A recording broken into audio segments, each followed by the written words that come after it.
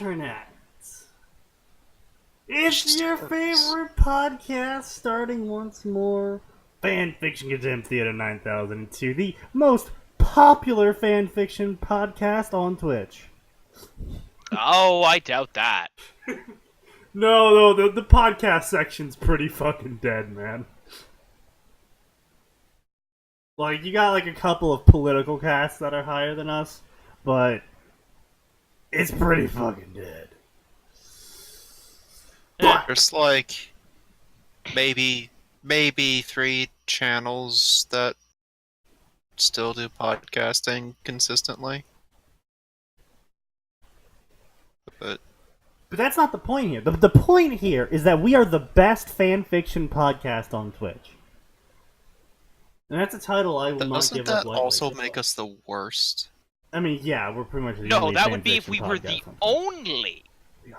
I bet there's at least one more. No, we're the only one on Twitch. Okay, are we including ones that are alive or dead? Dead. But that's bullshit, not the point here. The point here is I'm SneakyDevil, Max and Atin are here. It's my job to massage numbers. That's gay. Anyway, so let us start today with some good old fan fiction. We got Harry Potter here. We got some worm. That worm feck, though. Hasn't even linked it or shown it on the stream, and he's already having second thoughts. I'm having a big think out here, boys.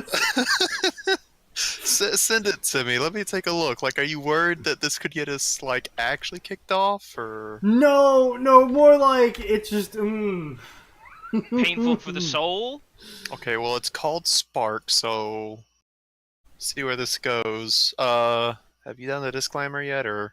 Yes, of course, as per Twitch guidelines, I am required to remind everyone here that while the link can be found in the description, in the Discords, and the thingamabobbers, you are to not contact the author at any point in time, as that would be harassment, according to Twitch, and that is not allowed on this platform. And with that being said, I guess we're just gonna go right on into it. Yeah, you didn't mention this was crossover with MTG, so yeah. I'm gonna be half useless here. Well, I'm gonna be half as useless as I normally am. This is a Magic the Gathering worm crossover called Spark. It has been years since the War of the Spark. That is some lofty aspirations that author. The War of the Spark season literally just started for Magic the Gathering. Nope. No, it hasn't. It's been done for 7 years, Sneaky. You've been in a time vortex. Oh, yes, of course. The consequences of Nicole Bolas and the Gatewatch's actions have already started to echo across the multiverse. Sealed away in the prison realm with his brother, Ungin the Spirit Dragon puts his hope to save the multiverse into a girl that found his spirit gem, a girl named Taylor Hebert. How is he writing about something that's not officially... Oh, they just release a storyline. Okay. Yeah, War of the Spark literally just came out in terms of releases. Well, it says it's releasing May 3rd, so it's still got 3 days. Well, it released on the Arena first. But, right, yeah. Get Magic has its own online thing. Yeah. I just forget card games have those. It's actually not that bad, good. yeah. It's actually pretty good. Although I will say this, if someone is playing and they don't know all the phases and everything that's going on, they could very easily be like, what the fuck is happening? Yeah, that's true, but that's like normal Magic though. But I have to say they did a really good job on bringing back the feeling of being nickeled and dimed for every fucking card.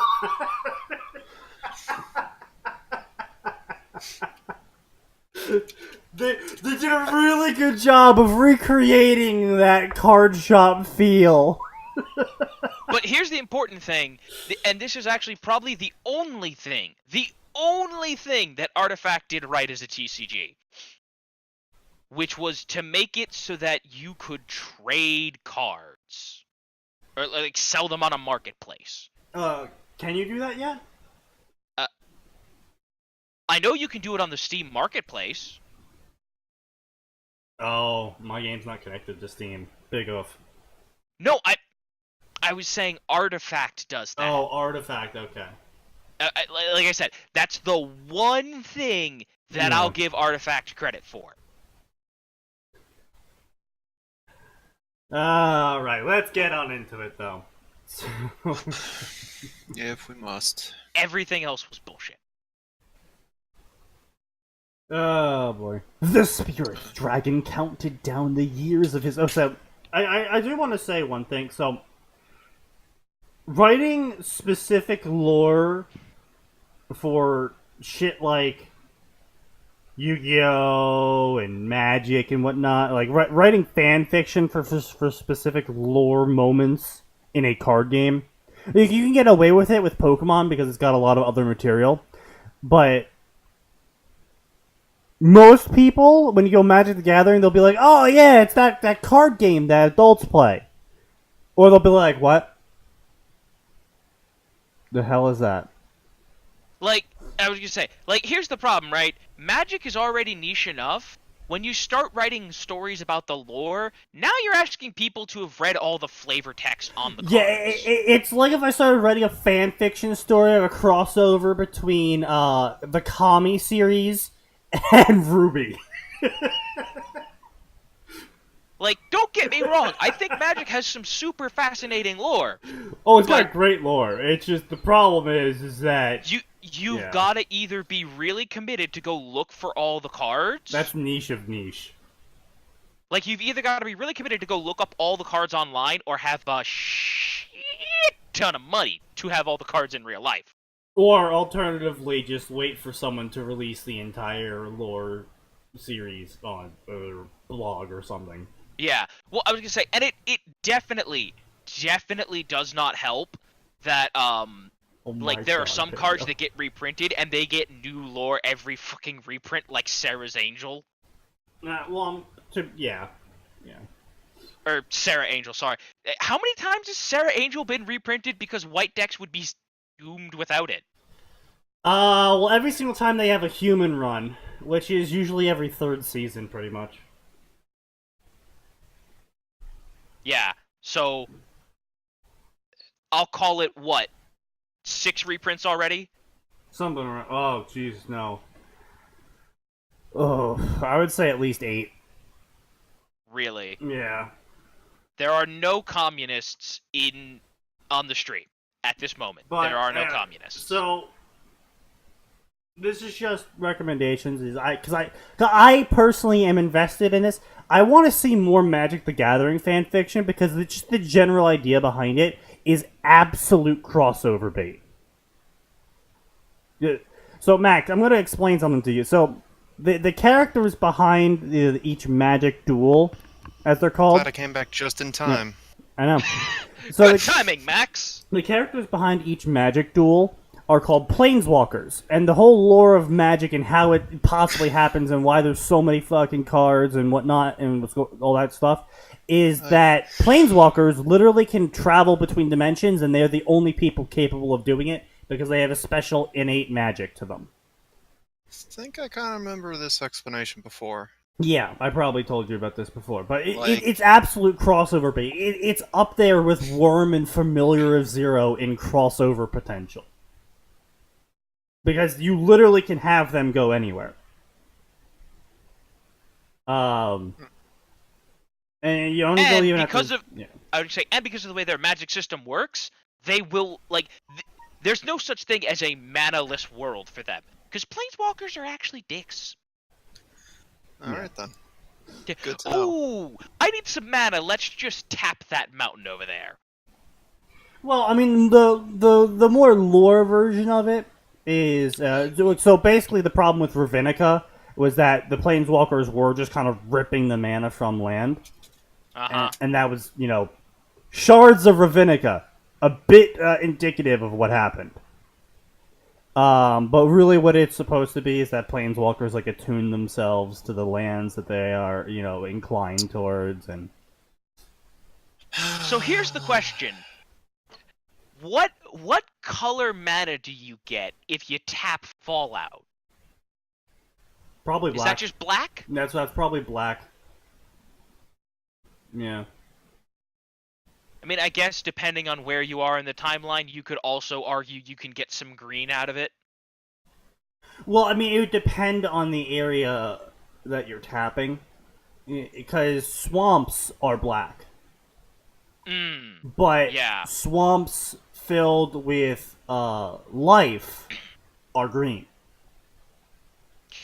How does that differentiation occur? Like, is it based on the number of people that fell in the bog? No, it's more like what kind of creatures would inhabit that area. If the creatures that would inhabit that area are more like apex predator sort of things, it's green. If they're more like using poison and surprise attacks, well, Probably more black running inclined. Yeah.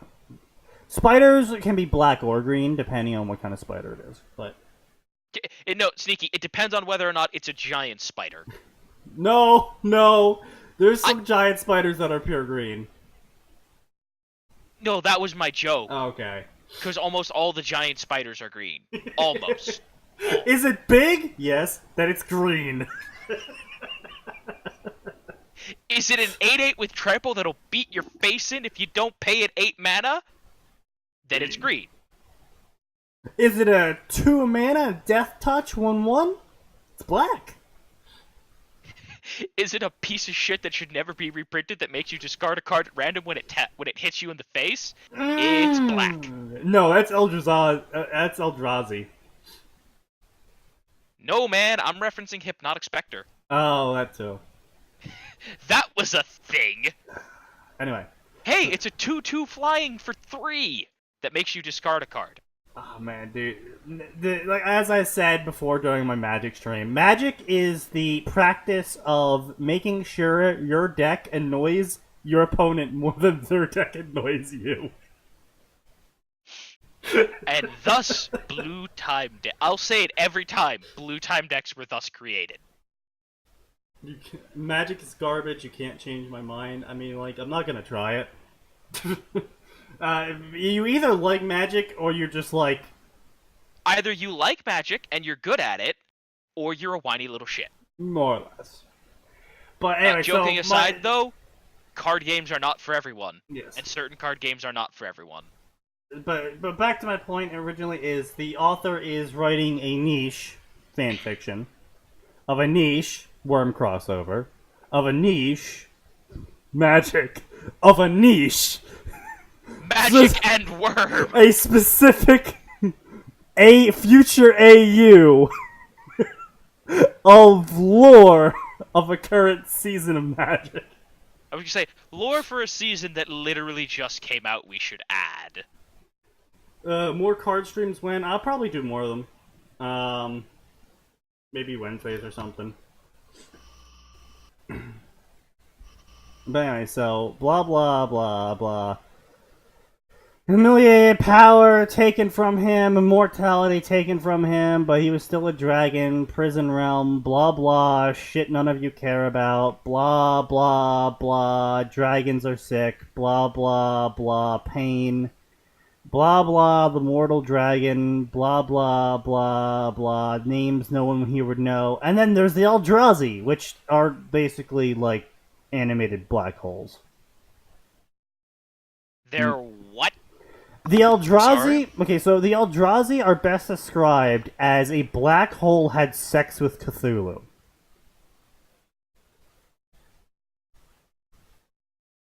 That's basically how you describe Eldrazi.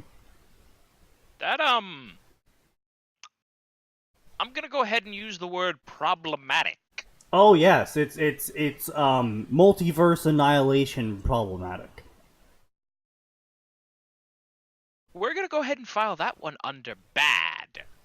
The Eldrazi season was funny because basically there's this giant war going on in the season previous, and then the Eldrazi show up, and everyone's like, okay, look, we all hate each other, but Jesus fucking Christ. Listen, you are a red rushdown player. I hate you. But he's going to eat everything. Like, okay, so some of the Eldrazi cards, for example, it's a 14 card. It's a 14 mana indestructible. It's a 14/14. Every time it attacks you, you have to discard 5 permanents, and whatever permanents you discard. So that that's land, creatures, enchantments, etc. Anything you discard while he's on the field comes under his control. What the fuck? Yeah. I mean, I'm glad it's expensive as shit. Okay, but the problem with Eldrazi decks is it's basically a shit ton of mana proliferation at the start. And then there's like 6 Eldrazi cards in your entire deck, and the rest is just mana and other ways to get mana. And then you just summon the Eldrazi from your deck, and it's just like, okay. Oh, so all you do is play Birds of Paradise. Well, they're more like 1 token green shamans, but yeah. Okay. Close enough to what I said. More or less, yeah. It's disgusting, and it's just like, I hate you. I hate you more than blue time decks. Woo! Woo! Them strong emotions.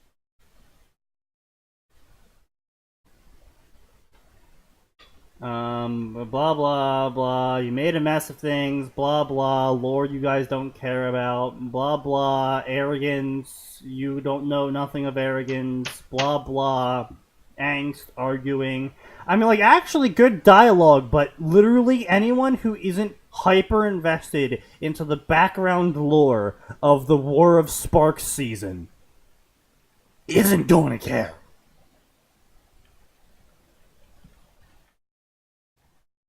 You're insignificant. No, I'll not kill you. Haha, that proves me right, brother. I am super strong. Oh no, I'm stuck. Oh wow, we got some humor. The dragon is stuck trying to manifest. Ha ha ha ha. And blah blah, he hid his phylactery. Blah blah blah. Why does a dragon have a phylactery? Because reasons.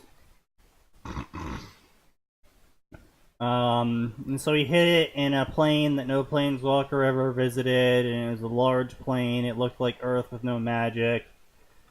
Blah blah blah. Blah blah blah.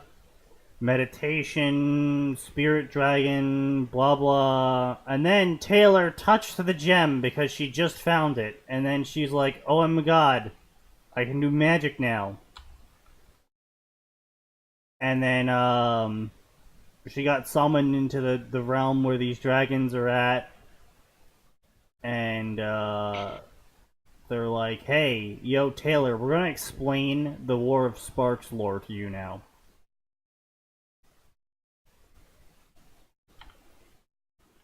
What the fuck is this dialogue? Prison realm? Taylor quailed. I didn't do anything. Why am I trapped here? You touched my spirit gem. I'm sorry. I'll put it back, I promise. Just please let me go. Taylor. Yeah, okay, author. Calm down. You're not actually in the prison realm. Your mind has been projected into it. You are still inside the river you have fallen in, and thankfully the tide is low and you aren't drowning anymore. Taylor gulped at that. I will send you back in just a moment, and you will leave and never return. Do not touch my gem again, nor speak to anyone about it.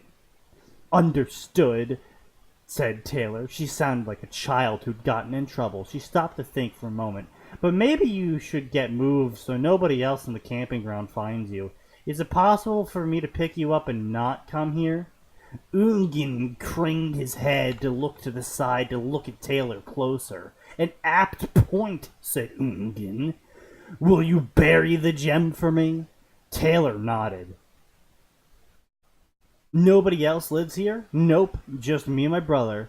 I never thought I'd get to see other Earths. This is not Earth. And what do you mean by other Earths? Well, there's multiple Earths. Are these Earths like your Earth? Yeah, these Earths are like my Earth.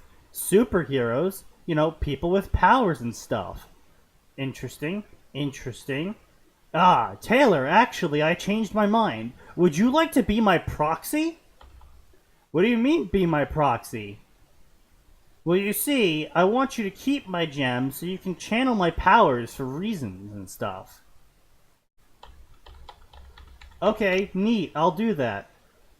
Oh, come on! Surely even Chapter 1 Taylor would be suspicious enough to say, that's a bad idea. I think this is when Taylor was still a child at camp. No, this is summer camp, so this is literally right before the whole Emma incident with her getting cornered and meeting Sophia. Yeah, this is when they're like, what, 10, 11? 12? No, 12? no, this is right before high school starts, my dude. That's why I'm throwing out 12. Well, no, let's see, 9th grade. I think it was a little bit of time before. I don't think it was right before high school. I think it was a year. It was the summer before high school.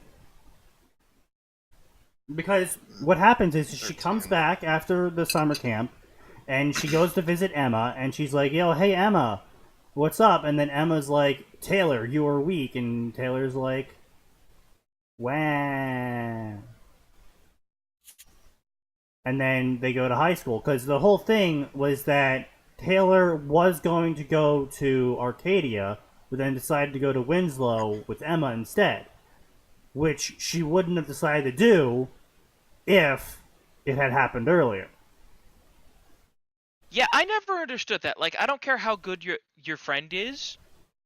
Like, don't go to the slum school. Well, I'm going to say words and stuff, and then you're all going to misinterpret it, so I'm not going to say those words. But anyway, point being is that No, that was...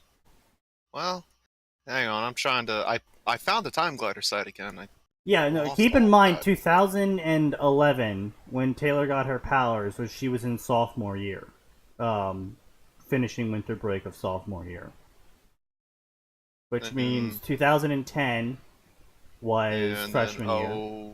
09 should have been... Where is that fucking mark? Yeah. There's so much time on this. There it is. Yeah, alright. September 09. Yep. Emma meets... August 09. Yep. Meets Sophia. And then 09 was... There's let's see. Shit that happens in this story. Right.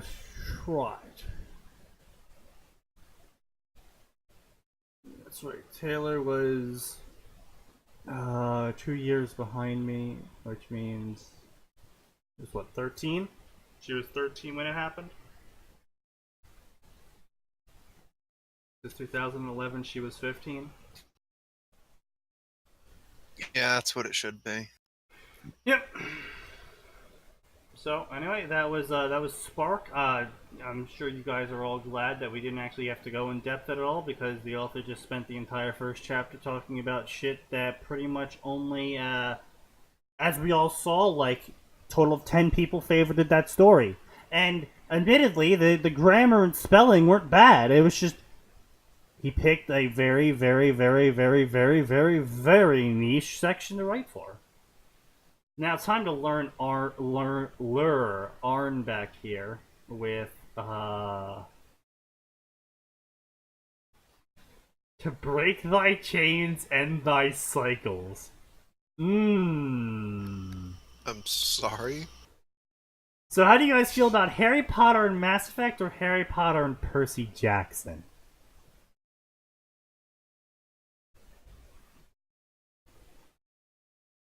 Honestly, I don't think pings work like that on Twitch.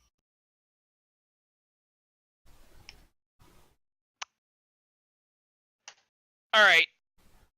I have a coin. Sneaky, assign one heads, assign the other tails. Heads is Percy Jackson.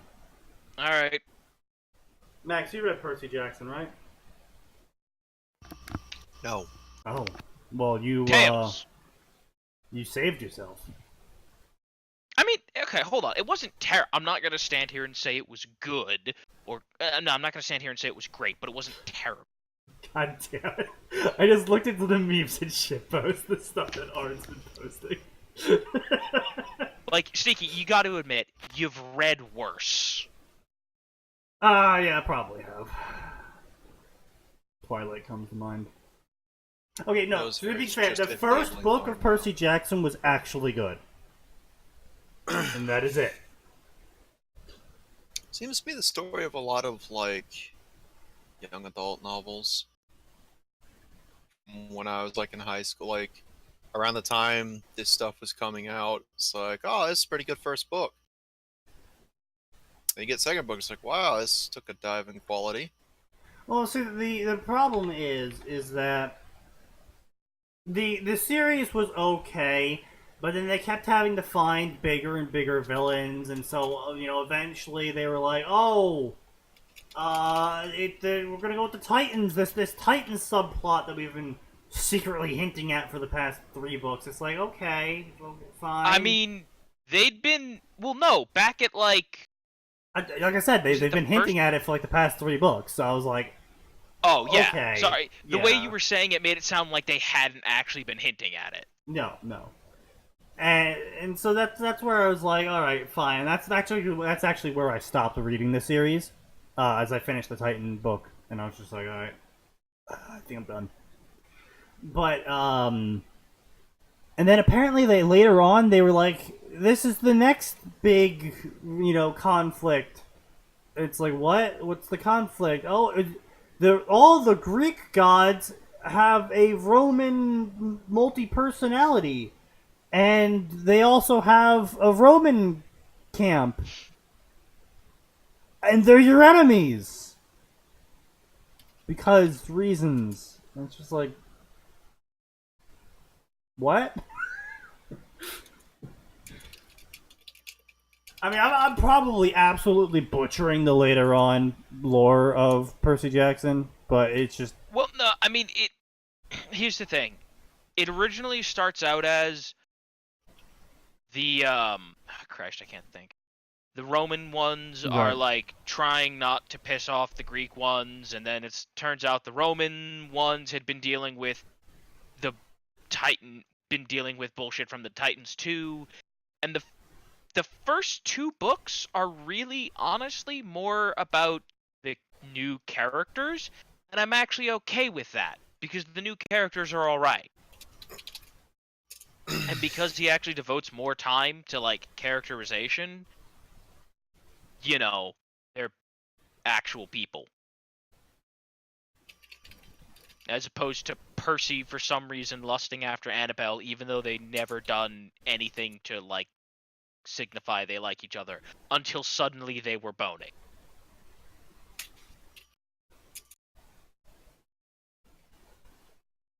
Right. Okay. And let's go. To break thy chains and cycles, the Mass Effect Harry Potter cross. Thought dead, Harry Potter reappears out of Veil of Death, aged and more powerful than ever.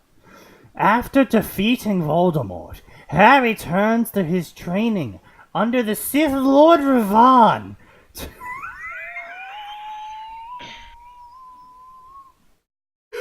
I'm sorry, what?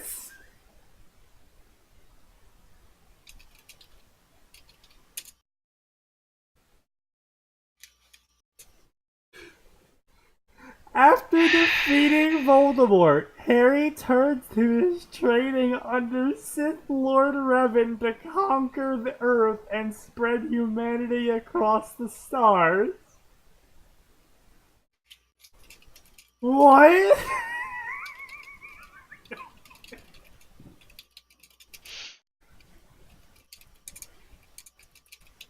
taking my shirt off, Arthur, because I want you to fight me. Thank God this isn't, like... Thank God there are no face cams. None of you want to see that.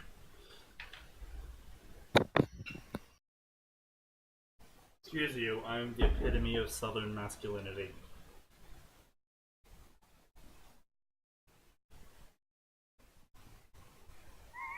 Typing stops.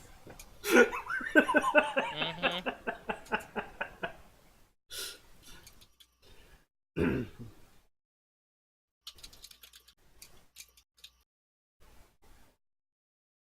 Trazus Academy. That's 2. However, he discovers that humanity is not alone in the galaxy, and that an even darker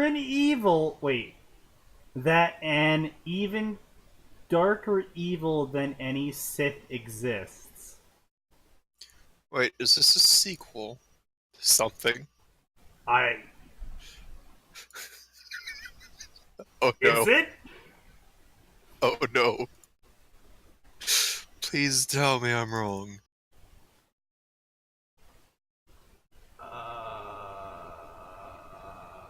You see anything for Harry Potter and Star Wars? No. Okay, this is just... Okay, so it's just AU just out of left field. Yeah. Alright, so can we go back to the Percy Jackson? I never thought I'd say this, but yeah, let's go back to the Percy Jackson thing. Alright, so, no, this is actually something I kind of want to talk about. So, in the fanfiction Discord that I run, someone was asking about a story hypothetical that they wanted to try and write, but they actually wanted to get, their ideas sorted before they try and write it, which is commendable. And yes. But their premise is something I had a problem with, and it's this exact thing here. Is that they wanted Taylor to be post-Golden Morning, to die somehow, end up being risen in the Destiny-verse, becoming the Drifter, and then at the, 700 years later, going back to the start of Worm with all of her powers and knowledge. And so I pointed out a couple problems with this. Tino, or as it should be better said, is Sino, character and name only. In that he didn't want to tell the story of the 700 years of travel as Taylor ventures through the Destiny-verse post-Golden Morning. He just kind of wanted to have, 2 or 3 flashbacks of, Taylor interacting with all the main characters of Destiny, and then being like, yeah, Taylor is, super jaded and stuff now, and she just kills everyone. And it's just But here's the problem for that. If you're gonna do that, then you kinda need to show Taylor dealing with all the horrible bullshit that happened. I'm gonna say the N-word. What? So Birdie said, keep it down, I'm in public. What's this? We need to start shouting every kind of horrible thing we can think of. On a quick side note, how dare you not have earbuds in public? Yeah, honestly, you are actually the worst sort of person. If you're actually in public without earbuds, you're a horrible person. I might have to kill you. Well, I might have to kill you. Oh wow, that's some just on general immediate principle. escalation. He's gonna drive down to your house, take out his 40 and pop it in your ass. No, listen, you don't understand. I have been on too many flights and waited in too many public areas with assholes that don't understand proper etiquette. And I'm done. When I see it happen, I'm just like, hey, put some fucking headphones in. No one wants to hear your dumb podcast. Or, nobody gives a shit about the Bears game. Put your fucking headphones in. Oh, no one cares about Jake Paul or whatever makeup tutorial you're listening to. Oh, you're in an empty pottery studio, which means that you echo even harder. So, which means we have to scream profanity at the top of our lungs. Got it. But no, seriously. So back to the story. Is basically, I pointed out a couple issues. If children come in, I Birdie, you shouldn't have this podcast on in public. Just on general principle of we're going to cuss. And Sneaky's going to rant at some point. I'm very gonna rant. loudly. But so I pointed out a couple problems with his story, and basically the main issue, and it's the main issue in this story here, is the point I'm trying to make is that it's all well and good because it's fan fiction, of course. You can be like, oh well, this happened, and now we're here. Understandable. But the problem here is when you have too much backstory development and then jump into it. So, like, the example I gave him is it'd be a lot easier for people to care about the character, say Harry Potter in this instance, if he wasn't trained by Revan. Instead, you do Harry Potter, he goes through the Veil of Death, ends up on the abandoned Korriban, right? Some part of the timeline of Star Wars where Korriban was completely abandoned and desolate. And hadn't been rated yet for all of its knowledge. Which is quite a number of points in the timeline. And, Harry spent like a year or something there, and then, one day he just, woke up and got poofed back into Harry Potterverse. Now, with that sort of scenario, you have the ability to then do dreams, PTSD, small little flashbacks of Harry's character changing and developing. For crying out loud, have him start learning from people like a Junta Paul. Yeah, and you don't need to do too much on that angle because there's not too much for the reader needs to visualize the idea of Harry Potter on an abandoned Korriban trying to survive while simultaneously learning about the Force from these Sith holocrons. That can mostly be filled in by the reader. So all you gotta do is pick out a couple key moments, be like, the time that he learned from blank and had a revelation, or the time that he was out hunting and realized he would have to kill something if he wanted to survive. That sort of stuff. And then, even just like the first time he runs into the Tuatara? Yeah. The dogs that eat people with the Force. Oh, I thought you were talking about the basically mini rankers that eat people with the Force. No, those are something else that I don't remember the name of. Also starts with a T. Tentarax? Yeah! Tentarax or whatever the fuck they're called, yeah. Oh, We're not talking about Revenge of the Wizard. But the point being here is that the less your character's backstory is deeply involved in whatever you want it to be going into, say Harry Potter into the Star Wars verse and then back into Harry Potter, but mostly focusing on Harry Potter post going into the Star Wars verse, the less that Harry Potter did in the Star Wars verse, both the easier it is to believe in terms of, Harry changing. Yep. It's like the Harry Potter, what do you call it? The Little White Cat story, the Harry Potter Warhammer Cross, where Harry Potter comes back as a space marine, is tolerable because it's mostly a comedy. Like anything with Warhammer 40k is either going to be super grimdark if it's 40k focused, or just a comedy, because you're looking at 40k from the outside, and 40k from the outside is fucking hilarious. Listen, Yeah, anyone here who actually is honest about 40k, we will admit 40k is edgy garbage. It's so silly. And any time you do it from you look on for 40k from the outside, it's so silly. And that's how Inquisitor Caro gets away with it, because he writes a very fine line between having a serious plot, but still just like showing how silly the 40K or stuff is. Yeah. And that walks a very fine line, and I'm not going to say a lot of authors should try for that, at least in their first story. That's definitely quite difficult to do. It's easier just to be like, oh, I really want Harry Potter, or I really want Taylor to have ended up in Destiny or Worm for like some point in time, so they get the Star Wars or Destiny, so they get that universe's power somehow.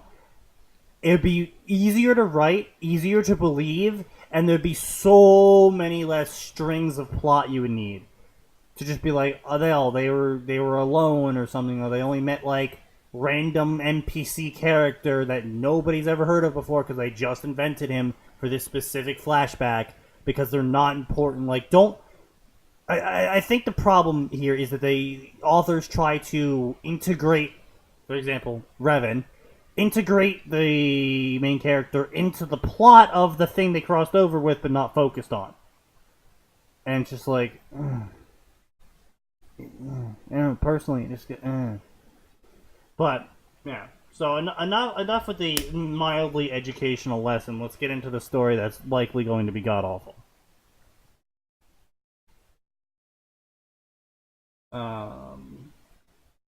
I'm reading Revenge of the Wizard currently, along with a few other things. I don't remember, or I don't think I've ever read Revenge of the Wizard. Is that a Darth Mars story? Anyway. Harry times Fleur, Grey Harry. So, edgy. Got it. Edgy, but I don't want people calling him edgy. Hello and welcome to my newest story. This is a Harry Potter Star Wars Mass Effect crossover where Harry goes to the Vale after his godfather dies during Order of the Phoenix. A year later, he reappears at the same age as when he went through, but with the mentality of having been a year. During his time, he at least did the year thing. During his time away, he had become the student of Revan and trained under Kreia and him in the Star Forge.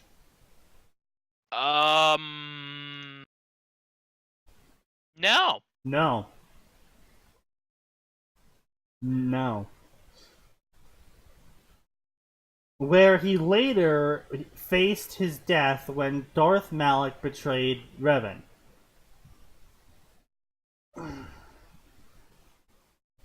This story takes place 200 years... This story takes place 200 years after Harry has become the Emperor of the new Infinite Empire.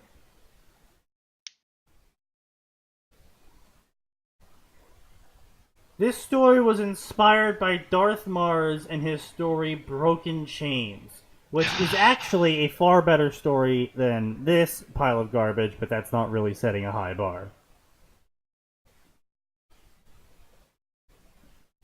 The actual story leading up to this and Harry's rise of power, I will write at a later date when I've figured exactly how that works.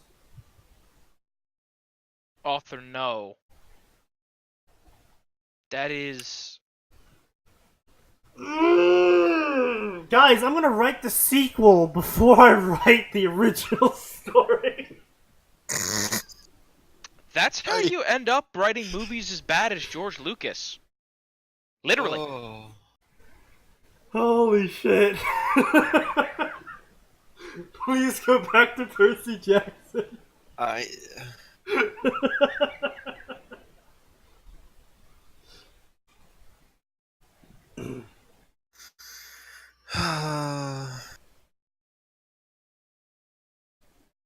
Oh no, I've been clipped already. Like, I might have to kill you. No, good clip. You're getting better at this, CA. That's just really, really dumb.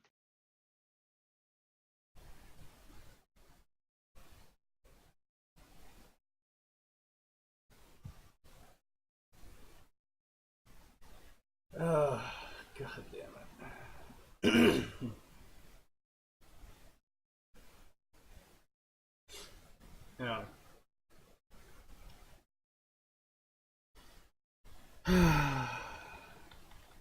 now, I will be giving into the temptation of an action-packed story filled with awesomeness of Star Wars.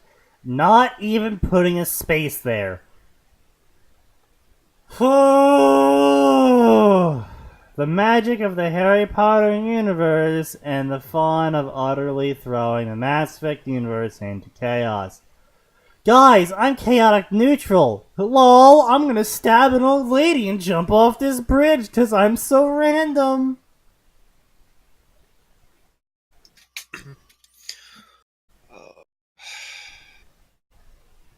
I hope anyone who reads this story will enjoy this story as much as I enjoyed writing it. I hate to break it to you, author. Updated? Oh, he updated the story. He improved it.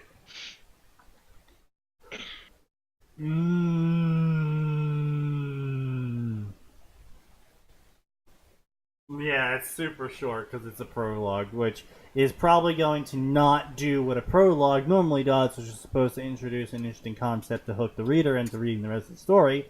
It's probably going to be some boring-ass, edgy garbage about how Harry is sitting with his fingers steepled together because the author recently watched Evangelion and was like, oh man, that whole finger steepling thing makes a person really cool. A dark figure stood, still as stone, as he gazed into the depths of space.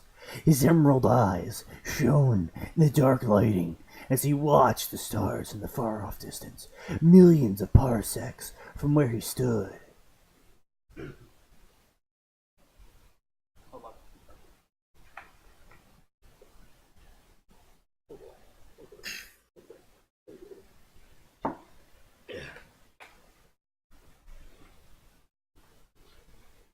What colors should I make my bowels? See, I thought I read that as what colons should I make my bowels. I'm just like, what colors? Brown.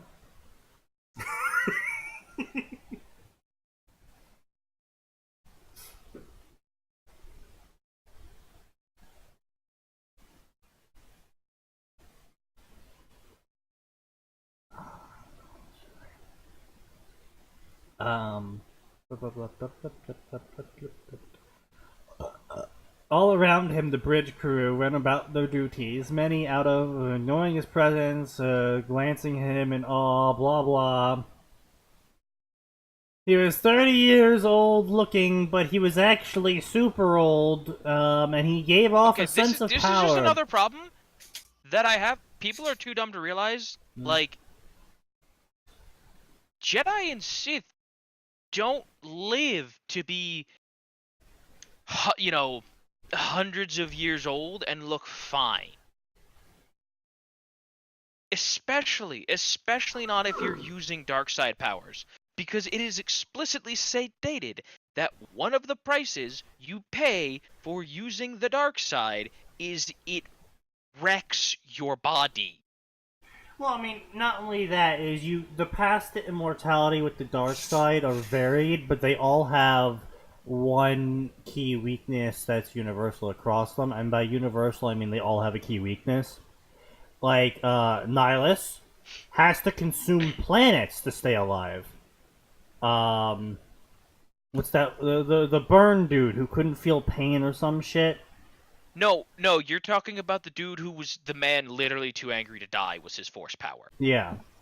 Only he was in literal constant agony for every minute, and like he couldn't, like the list of things he could do, couldn't eat, couldn't sleep, couldn't like touch people, like the list of things he couldn't do was massive. And yes, he was yes, you can still say it's eternal life, but it is, in his case, it was the legitimate question of, is it really living, though?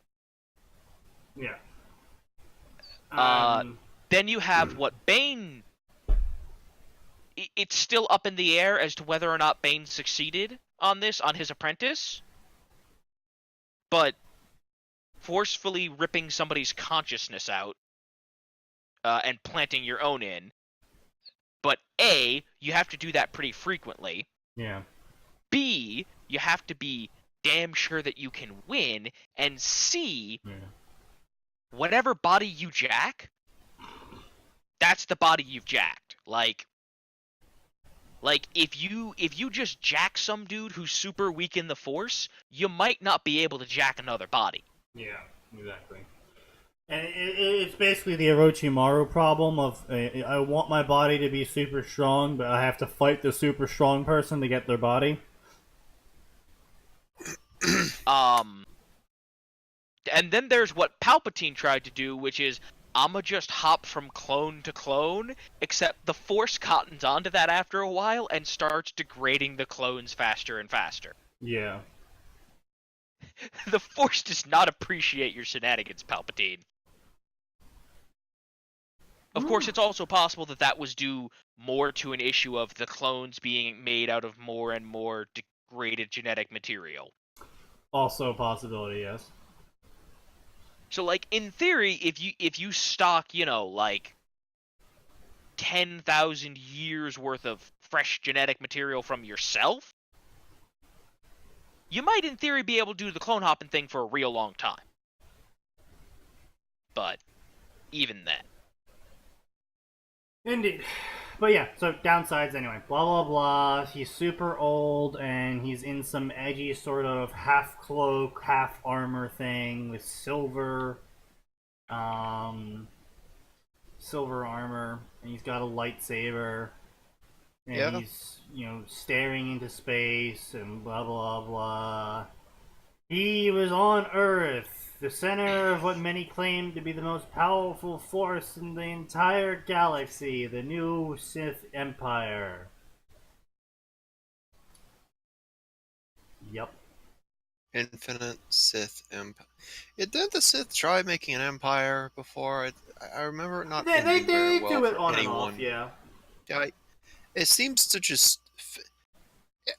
Empires rise and fall, but boy, do they fall hard. The problem with the Sith is that they're really strong, and they're really good at, killing the good guys, because, they're really good at being evil. But they tend to betray each other. Thing. Once they get into power, the problem then becomes that they are just really good at being evil and not really good at running a stable empire. Well, no, it's not that they aren't good at running a stable empire. Plenty of them are intelligent and rational enough to make perfectly fine. I'm trying to think.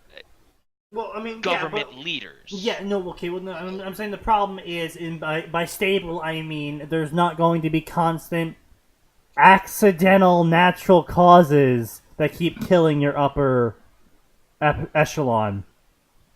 Yeah. Yeah, sure. It's a smoothly running empire like as there is in Suthner.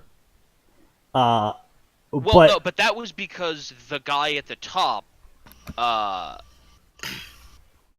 so he actually did find a way to kind of short-circuit the nihilist problem, Sneaky. No. He figured out, okay, if I can just eat, 30 planets, I'll be, sure, I can do this ritual, and it'll cap my power, but I'm pretty sure no one will ever get stronger than me, and I'll live forever. That's fair.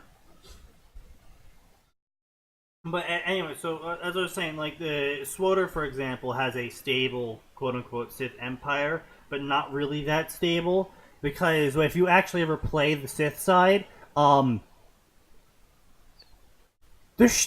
upper echelon's dying all the fucking time. Well, no, I was going to say, it's stable in regards to the fact that the guy at the top never changes. Yeah.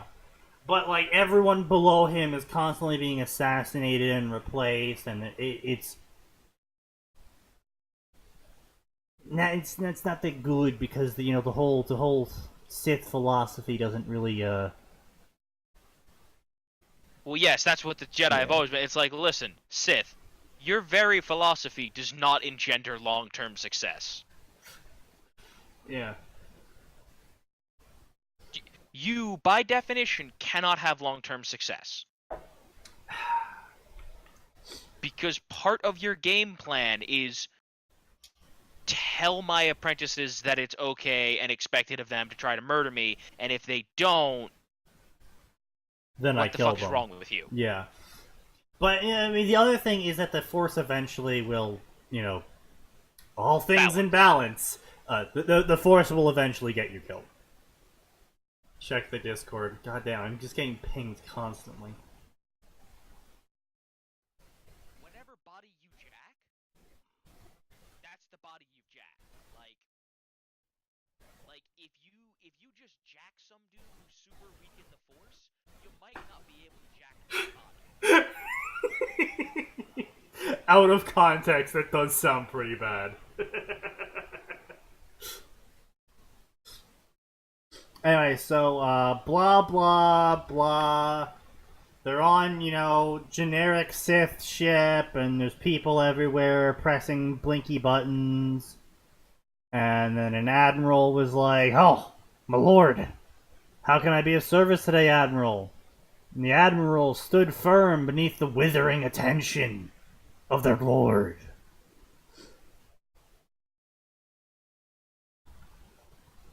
Blah blah, like we found relays, blah blah blah, 200 years ago, with Harry's massive human empire and luxuries and frivolities. Blah blah blah, then they discovered Element Zero recently, and all these relays started turning on, and then they were like, relays, garbage. Hyperspace, way better. True fact. Blah, blah, blah, blah. I mean, yeah. But blah, blah, blah, blah, blah, blah. Everyone, blah, blah. And he's feeling the Force, and the Force was screaming at him. And it was fear. He knew fear. And there was fear afoot. Blah, blah, blah.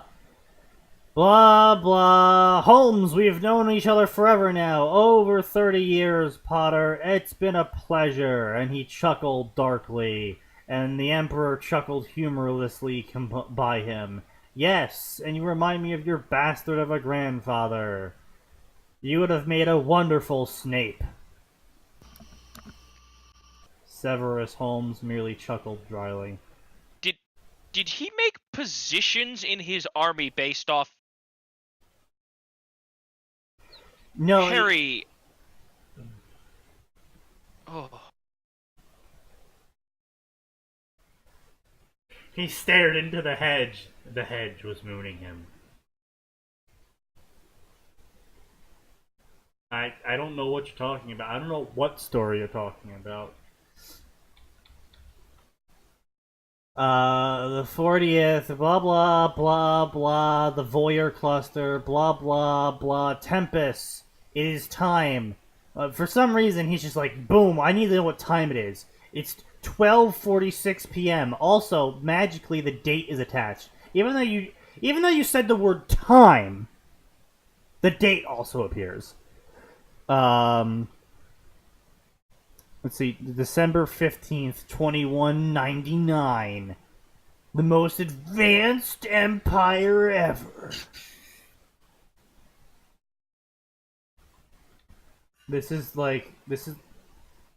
I'm not interested in this story at all. This prologue was literally, Harry is millions of years old. By millions, I mean like 300.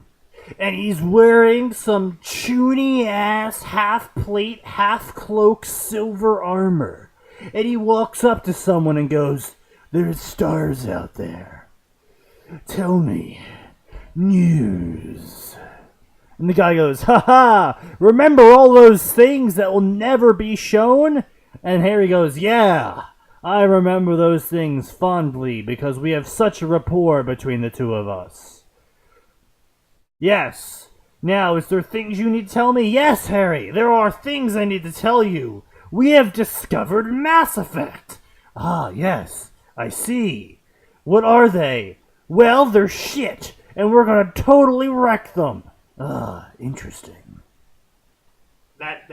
That's the worst fucking chapter. Congratulations on making sure I never read past chapter 1.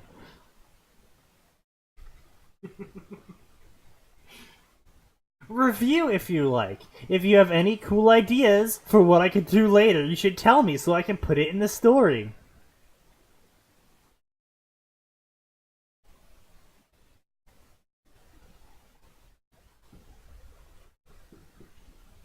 How to know when the author has no idea what he's doing.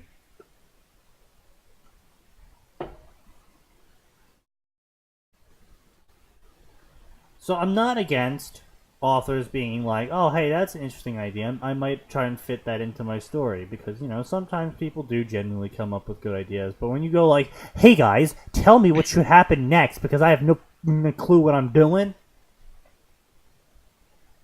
That's just weak shit at that point. That's just weak shit. Oh, absolutely. That just says to me that you never had a plan to start with. Like, Max and I, when back in the day, when we were writing the Dark Souls story, Max and I would occasionally have an idea, and we'd be like, oh, well, that might be easy to fit in the story, or that'd be nice to put in the story, but we can't actually put it in, so we'll just make it like an omake or some shit. Yeah. It's silly and funny enough to be like, that's an amusing moment, but not, like, fitting for the story we were writing. Yeah, that happened much more often than I would have liked, if I'm being honest. But, us writing or us writing on omakes? Us writing on omakes. I had a lot of dumb shit that just... It was almost always after 2 a.m. in the morning, too, that we had those thoughts. Absolutely. Almost every time. It was just some of the most esoteric, also random humor brought on by sleep deprivation. Yeah. Also, I admit, I actually have a story where it's give, suggestions, but at least I was honest with the first author's note, yeah, I don't know what I want to do with this. But here's the thing. That's not good. Yeah, I also deleted the story later on. That's better. For one, it broke terms of service. It broke the terms of service. And again, I just fucking threw it out there. Yeah. No real plan aside from the first 3 chapters. Literally, the entire Fate's Gamble Omake thread was turbo garbage. Yeah, pretty much. But so this is something that I've been telling and asking a lot of people that come into the writing help section on the fanfiction server I'm running, and they give this idea, their 30-second elevator pitch of their story, and I go, okay, well, where are you going to take it? And they're like, what do you mean? I'm like, what are you going to do with it? Are you going to tell some sort of theme? Is it going to be a hero's journey? Is it going to be a anti-hero story? Is it what kind of path are you going to take your story down? Is it going to focus on Taylor finding friends, or is it going to focus more on the problems that come along when you try and start a political movement or whatever? Doesn't matter. Where are you going to go with this from here? You got a premise. Where are you going to go with it? How are you going to write it? What's going to be the focus? Is it going to focus on action? Is it going to focus on the characters bonding? Is it going to focus on the journey and not the end goal? And it's kind of an important thing you kind of do have to figure out. Funnily enough, for such a dead story, there's a lot you can draw from our Dark Souls story of how to actually write a story. We had an end goal. We knew the end of the Dark Souls story was going to end in this specific fashion. We knew most of the journey. Now, obviously, as we were writing it, because we did approach it from an angle of what will our characters do now, yeah, it got a little sidetracked. But in the end, yeah, we got to the parts that we wanted to get to. And I mean, admittedly, this fucking kaiju fight has been kicking my ass for the past couple of years. Sneaky, we can totally do this in 500 words. 8,000 words later. Oops. I think we accidentally half a chapter. Oh.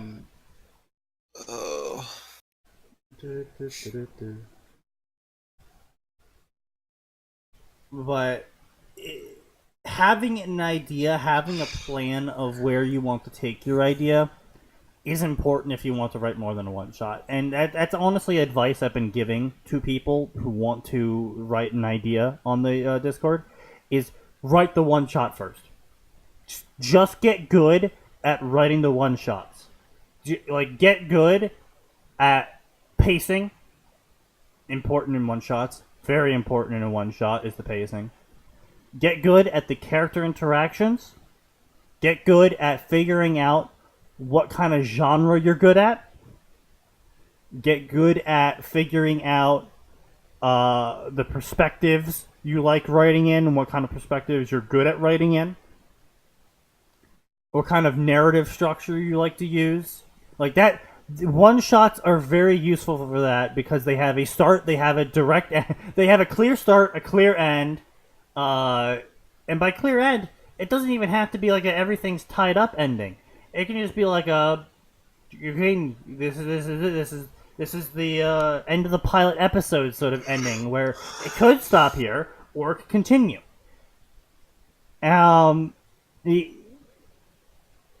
You don't have to put too much thought into the future plot holes at that point, because with a one shot, it's anywhere from 1,000 to 10,000 words even, of just I have an idea, I want to try and write it.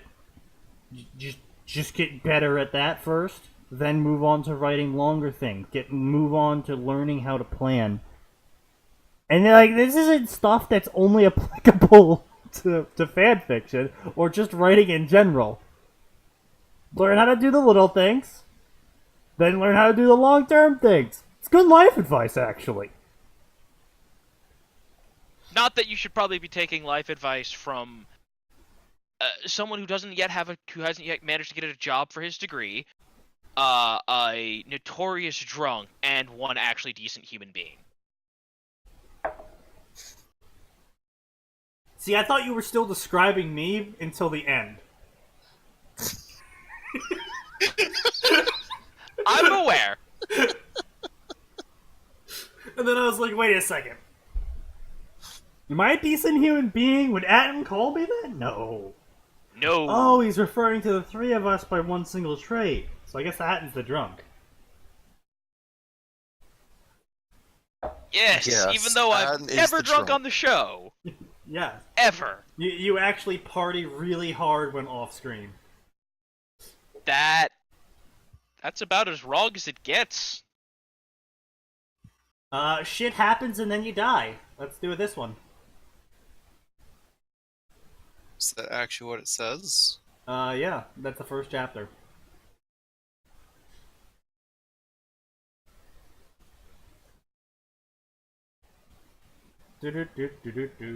Alright, so this is a Naruto D times D cross.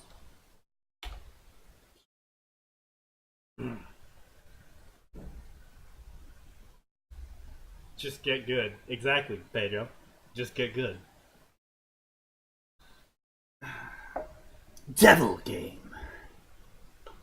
Did God really seal 666 during the Great War? Or was the Beast of Apocalypse too powerful to completely sealed away? That is a secret only one Uzumaki Naruto knows, and it's a secret that very well heralds the end of all worlds. What? I don't know why, but I'm now upset. Good. You should be even more upset that this story has 3,143 favorites with only 9 chapters and 70k words.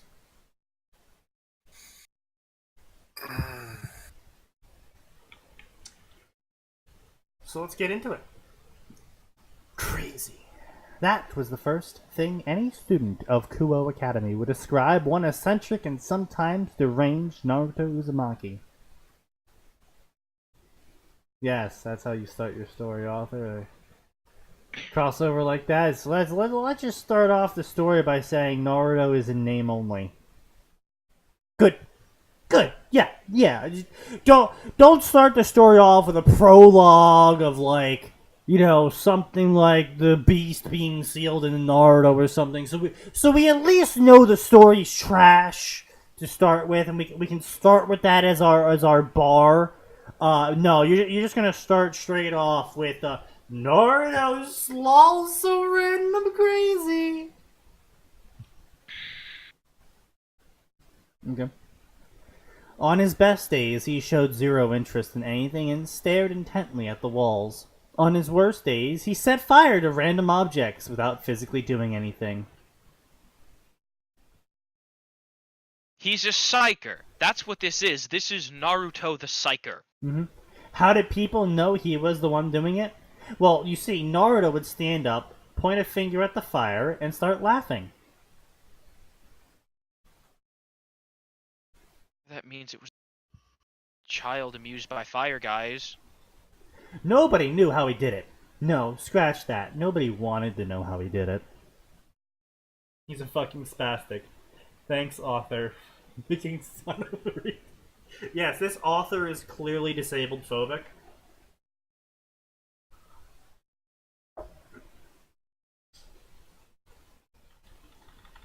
His sociopathic tendencies, I'm actually insulted that you just tried to justify that as sociopathy. That's just pyromania. No, that's just insanity. That is not social personality disorder, as it's now called. Something like that. No, but like that's what I'm saying. Like at best,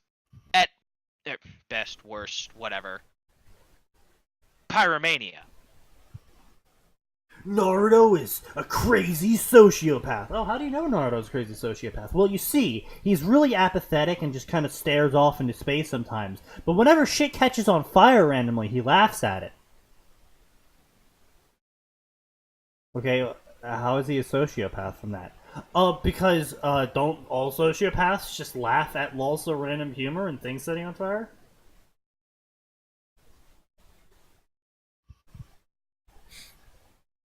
God, why am I being pinged everywhere?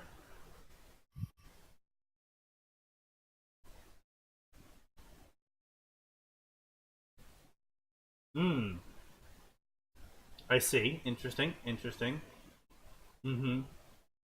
Fascinating. That is a thing that occurred. Well done on.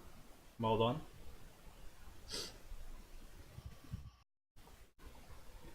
Blah blah blah. One time, a group of sophomores decided it would be a great idea to lock Naruto in the classroom's closet for the weekend.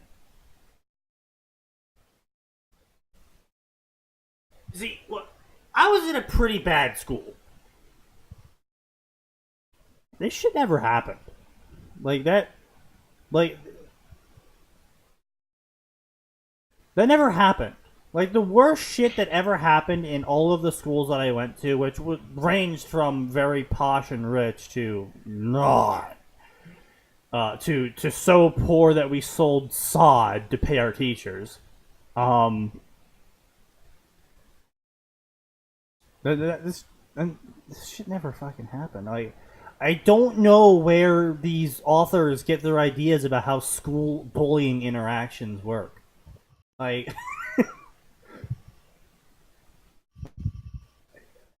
Help me out here, fellas. I mean, yeah, like that kind of stuff just doesn't happen. Oh, maybe in Japan it happens. Well, I can't speak for Japan, but I'm just saying, I was in some pretty bad schools. Not admittedly, you know, like West Side Chicago or Camden, but I had relatives and family friends that either went to those schools as well or worked at those schools, and they're like, yeah, the kids don't care, and they get into fights and crap, but like no one's being locked into closets or having their face shoved into trash or getting shot. Now we did have a stabbing, but like that was a shank. Look, completely different than like this weird ass crap of random fires being started and locking people into lockers and closets. I don't know where the fuck Wildbow got that either. That was just so out of left field for bullying. I've never had someone try and trap someone. No. I've literally never seen someone try and trap someone in a room.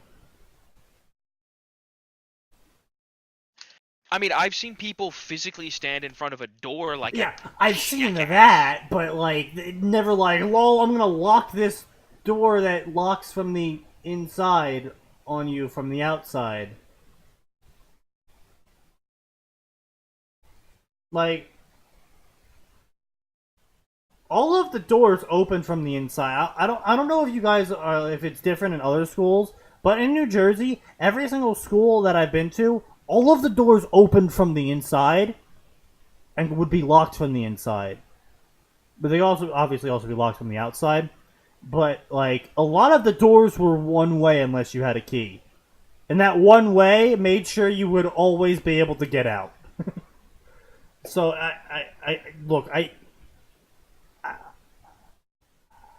don't know what kind of fucking schools these people are going to, because again, my school had to sell grass, literal grass, to construction companies. No, Sneaky, to pay for teachers. Don't say grass because you were in Jersey. That has an entirely different meaning. Sod. We had to sell sod to like construction companies and crap to pay our teachers enough money. Like we didn't have enough money to afford paper.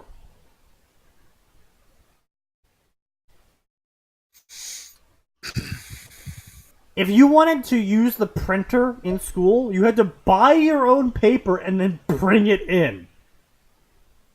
Or pay 25 cents per sheet you printed. So, I'm just saying, my school, with that sort of budget level, was able to get locks that made sure people couldn't get stuck in places. I'm just saying. I don't know where all these.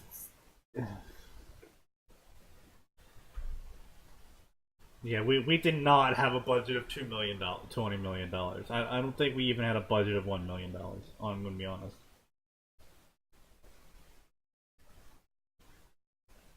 Typically, they would throw the person in and then block the door from being open. Well, that's different from locking someone in. Like that's physically using your body to keep the door shut, and even then, it's kind of a losing proposition because eventually you're gonna get tired of bracing the door. It's not like we're gonna leave her there all day. We're gonna leave them there all weekend. It's just no. Also, fun fact: the lockers can be, in fact, opened from the inside. So, again, I don't know what the hell Wild Bill was smoking.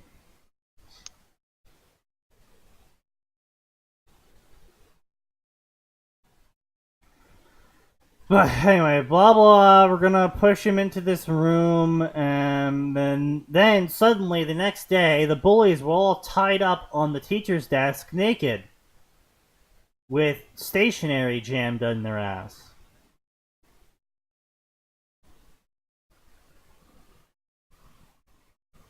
And they were unable to say words anymore. And they could only gibber incoherently. And they started foaming at the mouth when they saw Naruto. And now everyone calls Naruto the monster. Interesting. Nobody would talk to him except for Akeno. And blah blah blah blah blah blah blah blah. She was the revered blah blah blah blah blah. Uzumaki-san, why? Blah blah. I just want to say it wasn't me who set the chickens loose. I did not come to talk to you about that. You're not. No. Okay. Wait. Was it you? No. Wow. Such humor. Wow. Ha ha ha ha ha ha ha ha ha. Hold on. I got actually a better way to express my humor.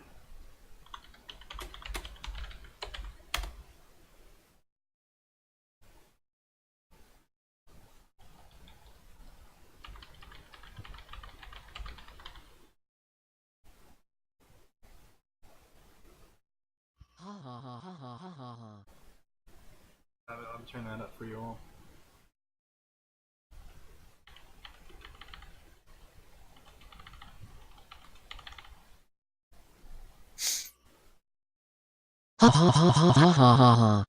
Yeah, there we go.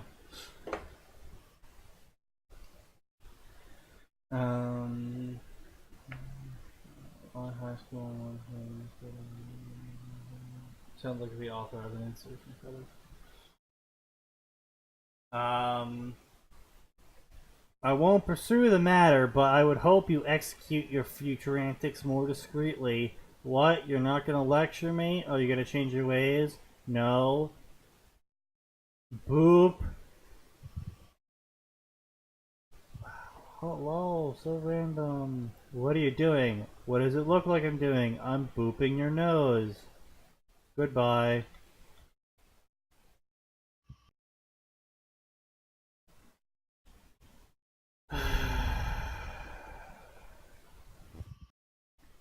Can you explain to me why those students hung upside down in the lavatory? You missed the fact that they were naked. Why? Why what? Why did you do it? You ruined me, Akeno-chan. Why would you think that I did it? Because I do. Oh, let me get this straight. If anything weird happens, you think I'm behind it? This is discrimination and I resent it. Here's the ultimatum. Surrender and confess to me. That's the easy way. Or we can go the hard way where I make you surrender and confess to me. Either way, I win. But no, no, no, no, no, no, no, no, no, no, no. No buts. Will you surrender to me? She asked seductively. Sweats were forming profusely on Naruto's forehead as he gave the very attractive and well-endowed girl an appraising look. She was the epitome of elegance. From her angelic features down to the way she walks, Akeno Hajime was undeniably a beauty of heavenly proportions. Sounds kinky, but I have nothing to declare about my genius. However, if you catch me, you can do whatever you want to me. Anything? Well, that's if you catch me. And then her eyes widened like saucers as he dug out a smoke grenade. Oh snap, time flies when you're having fun. See ya, Akeno-chan. And then the smoke grenade went off and Naruto was gone. Are we done with this terrible... Like, there's nothing even for me and Max to make fun of. And then she looked over at the blackboard and had to suppress righteous fury because on the blackboard was written...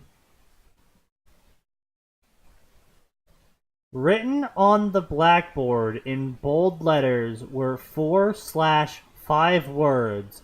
Akeno-chan doesn't wear panties.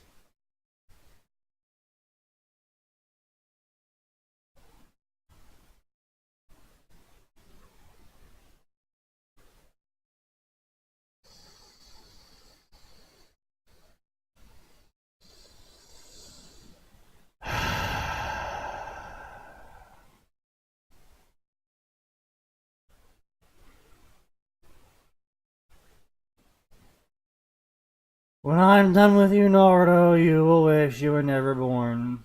Naruto is humming, pesky bird following you. I'm not an amateur Kurama, I can smell it, blah blah blah. Blah blah blah, playing house with the cockroaches made you weak, glad I was wrong, thinking about our past, I've already forgot about our past, don't lie to me, I'm part of you, I know about everything about you, one day the guilt will kill you. Just go to sleep, you furball, don't do something stupid, you'll find shit like moth finds flames, that's not true, shit finds me, there's a difference. Fallen angel is blah blah blah. Go scout out ahead. Gonna go scare me a fallen angel. Rhaenyra hated the fact that she was an angel. Blah blah blah. Wait, what the fuck is this? Rhaenyra despised the angel side of her. She was edging through a sea of people in a humid heat while keeping a close eye on her target with rapt tension like a hawk studies its prey, but got distracted when an elderly woman begged her for help. Hundreds of people strode past the poor old woman, but no one heard her pleas. The Rhaenyra wanted to walk away, but the wrinkled woman tugged on her sleeve. She was a fallen angel, not a goody two-shoe charity chase, and most importantly, she had a mission. She couldn't abandon her mission to help an old woman. I'm sorry, Ba-chan, I'm in a hurry. I see, I'm sorry. And the elderly woman looked crestfallen. And then Rhaenyra shook her head to dismiss her thoughts, tidied her pink sweater, straightened out her polka dot skirt, and walked towards her objective.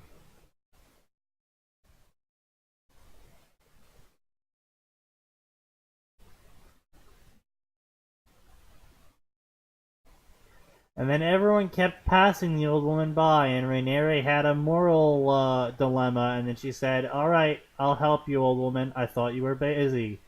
No, it's okay. What do you need help with?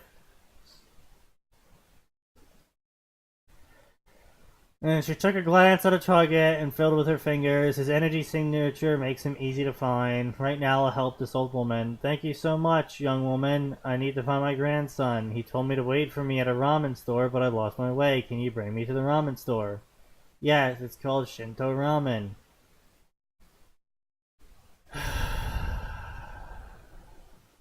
Can you guys guess who the old woman is yet?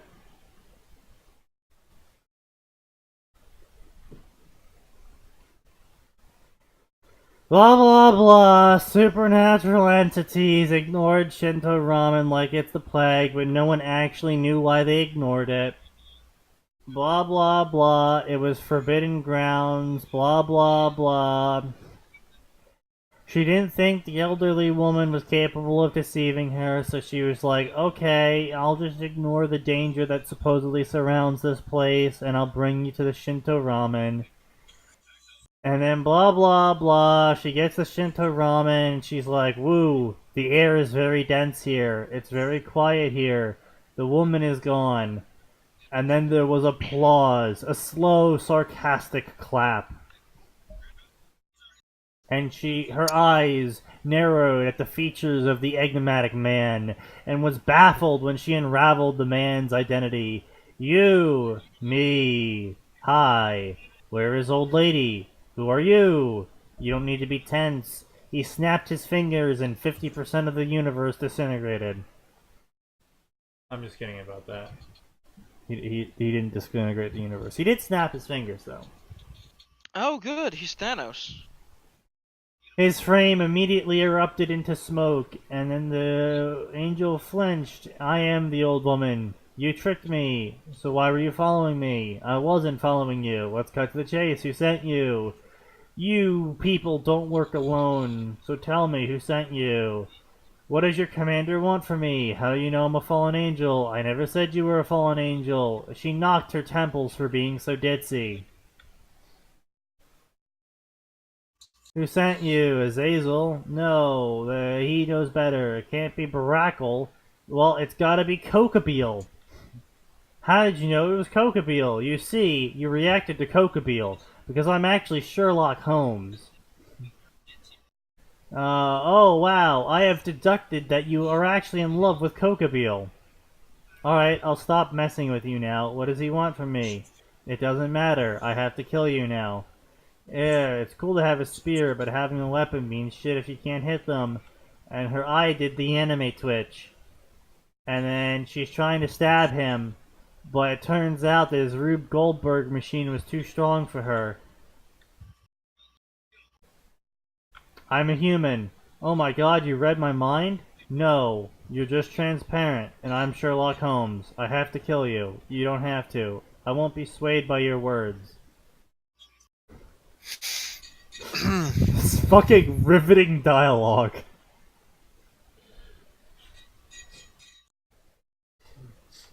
Look, whatever I think he offered you, it won't work.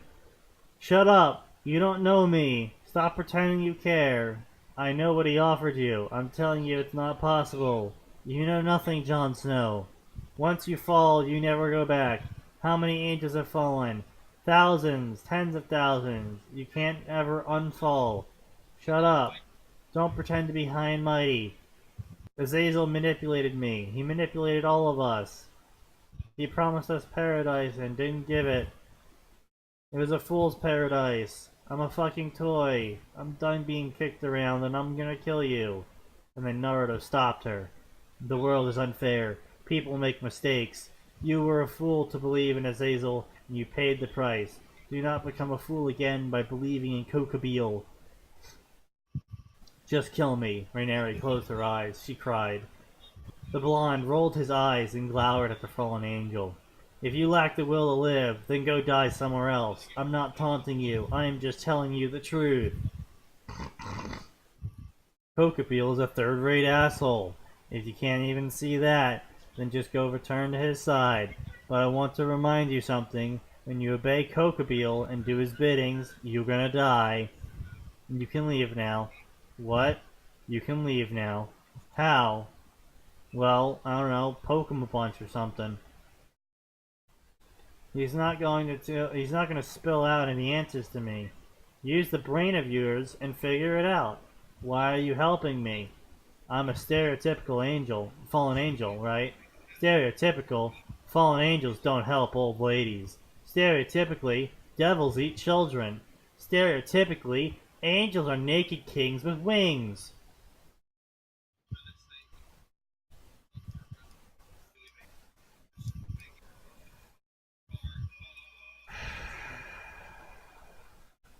Okay.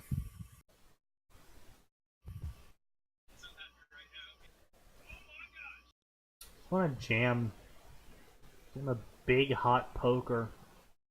Can we Straight just through be my done temple. now? No, we got 30 more minutes. No, I mean, yeah, but like we could just leave. You're a good person, Rhaenyra. I believe in you. You didn't lure me here, you were just testing me? I needed to know what kind of person you were. Blah blah blah blah blah blah blah. Kindness is a virtue after all, Rhaenyra said. I spared your life, so technically you owe me a favor. I'm scared of whatever favor you want to ask from me. Well, I'm gonna call in that favor now then. My favor is, pull yourself together. Easier said than done. The decision is all yours. At any rate, you should probably leave now. Wait! You know so much of our world, just who are you? Ah, you see I'm just a human that wants to be left alone. Line break. In the eyes of many, Shinto ramen was a quaint food stand. Shinto ramen screams no trespassing to angels and demons. The owner of Shinto Ramen was an old god with a notoriety for being abrasive and belligerent to angels and demons. Those were the old days. Now he was a humble ramen chef. Hey, old man! Hurry up, I'm starving. Izanagi was a mountain of a man with greasy hair. Damn brat, respect your elders. Joke's on you, 'cause I ain't got no parents. What's your point? Boo-hoo, learn some manners. So fallen angels were talking to you, eh? Were you watching me? Duh. Perv. I was being vigilant. Know yo shit. I wish I was joking that this stuff is what's being written. I'm not. You know what that means, right? The factions are on the move. In my Rican state, that part is true. But doesn't mean I'm weak. Why'd you let the angel go? Did you ever read The Art of War? Blah blah, Philosophy 101, blah blah blah, blah blah blah. And you were the one who chose to wage war against gods, angels, and demons, Trihexason. Naruto choked and coughed. I told you to stop calling me that. If you keep referring to me like that, then please call me Sage of Six Colors or the Sexy Hermit of Mount Handsome.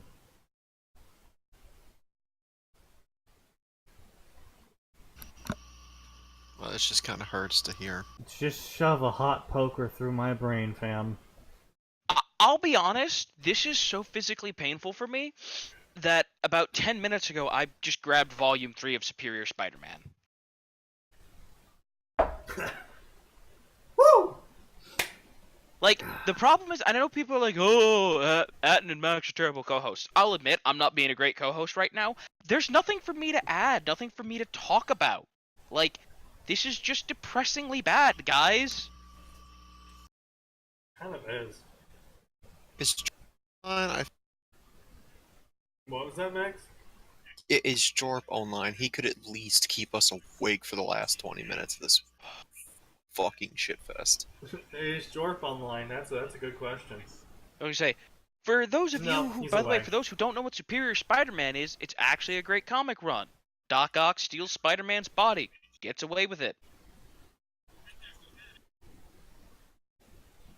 That was Atin that said that. What? What about me?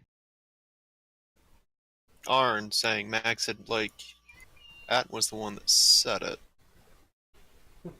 I No, admit, at this no, particular moment, I'm not being the best co-host. I'll admit that. I'd just do better if there's actually something for me to do.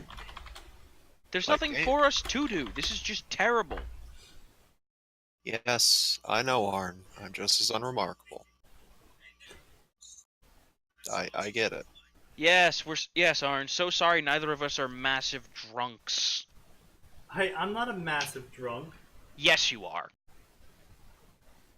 Is it boring, bad fanfiction? Yeah, you know it's boring, bad Yes, fan. So, Soup it's- Potatoes, I'm gonna catch you up on what you've missed so far. So, the TLDR of this story so far is that Naruto is actually in the D times D verse, and he's actually Trihexa, but he was never sealed by God because reasons and stuff. But he's actually chaotic stupid. By chaotic stupid, I mean lol so random because And just light sometimes stuff on fire. he'll just light stuff on fire and then laugh at it, or he'll stare at walls for a while. And he's super pranky and trickstery, but his best friend with Izanagi, the ramen chef / eldritch god. Because that's just, a thing. English Naruto- to- oh, It- Naruto is the big bad, but he doesn't do the big bad. yeah. He's dumb. Naruto in name only is totally lol so random, but also the big bad, but not actually the big bad, but actually lol so random, but not actually lol so random, but he's actually Philosophy 101 major. He's the big dumb. Actually, you know what? Yes, he's the big dumb. That's an apt description of that. Yes. Yeah, pretty much. Sneaky isn't a massive drunk, he's just a massive. Thank you, Pedro.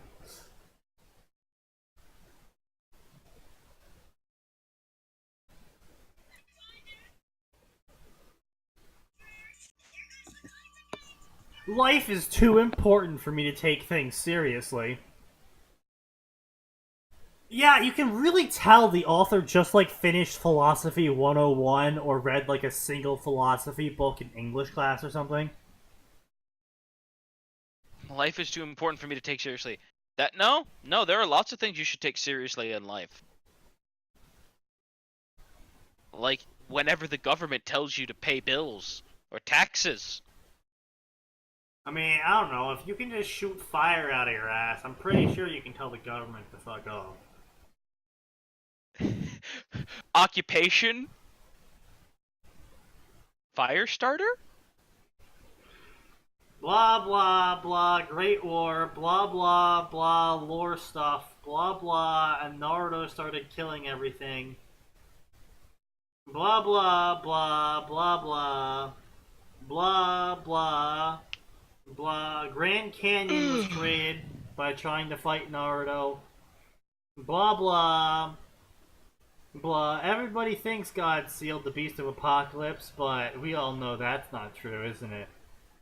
Blah blah, let's drop the boring lore talk. Your soup is buttery, you can't serve this to people.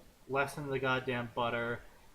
If the soup's crap, why did you eat it? Because nobody else can eat this. Ungrateful punk, what are you gonna do now?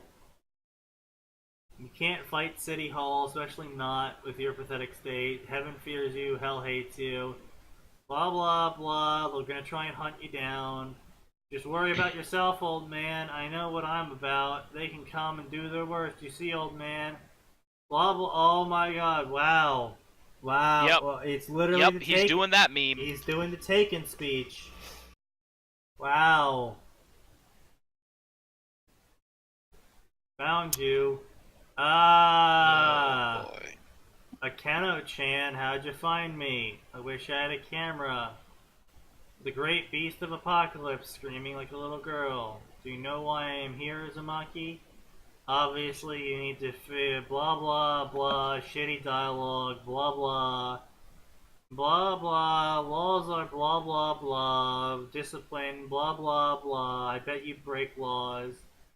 Blah blah blah blah, blah blah blah blah blah blah. It turns me on to watch people squirm, blah blah. That's a line and a half, that one is.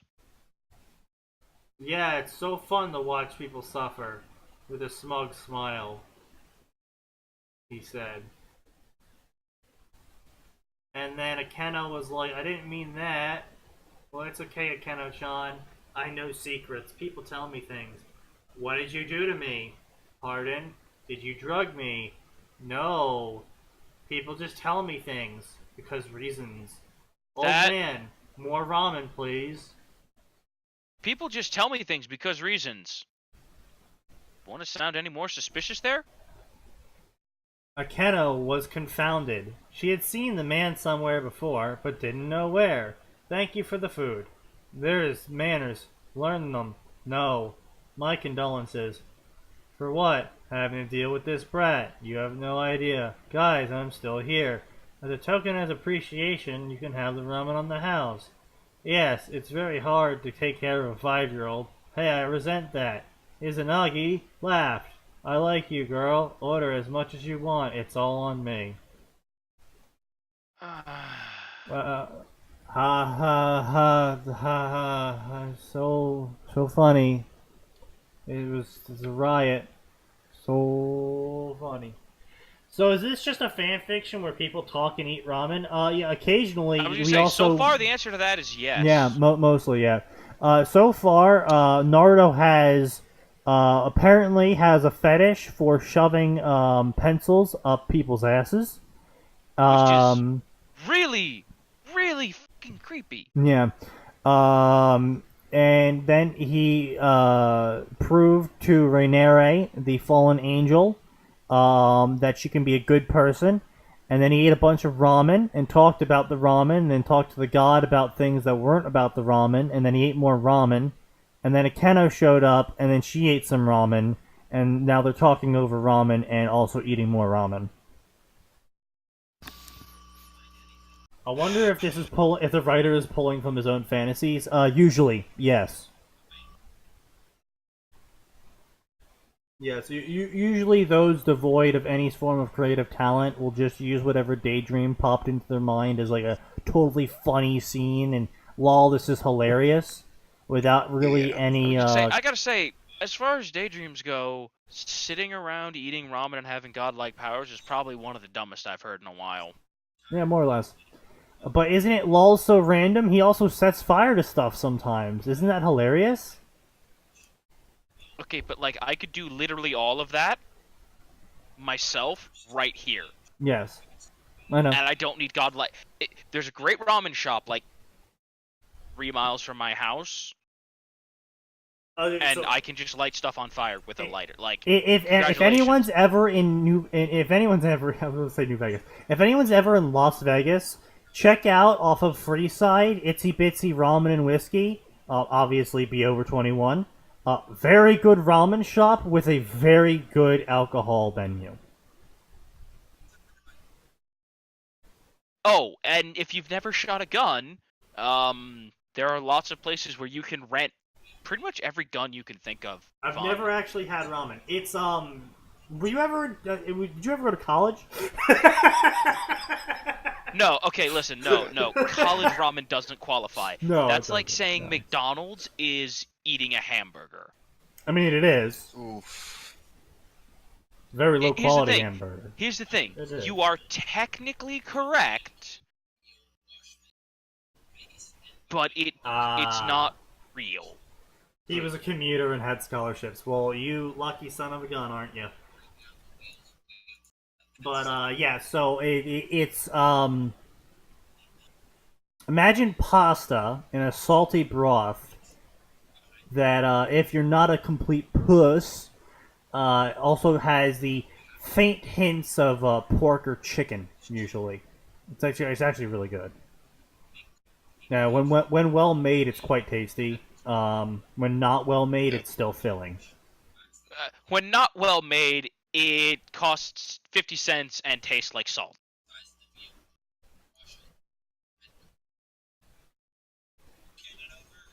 And just because you're correct doesn't mean you're right.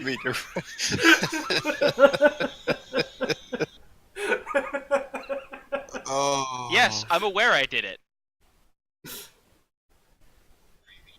Just because you're correct doesn't mean you're right. People die when they're killed. Any other wisdoms you have for us, Atin? Your mother should have smothered you in the crib. Probably. You, specifically. Yes. Not our wonderful listeners, but you. So it's like a good pork and bean soup without the beans? Yeah, pretty much. Because, like, a really well done ramen, the noodles themselves will soak in the flavoring of the meat in the ramen. So and sometimes and eggs also added. So, very good.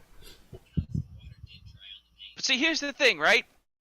When I want something like that, I just go eat Spätzle, which is a German pasta. It's delicious. Yes. Oh, yes, that.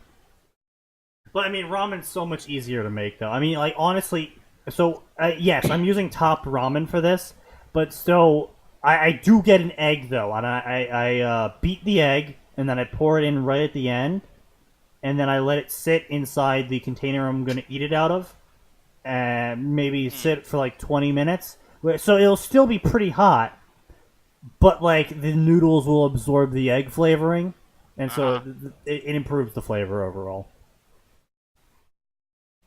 And honestly, depending on where you are, obviously, because where I am, I'm getting eggs for like around 5 cents an egg.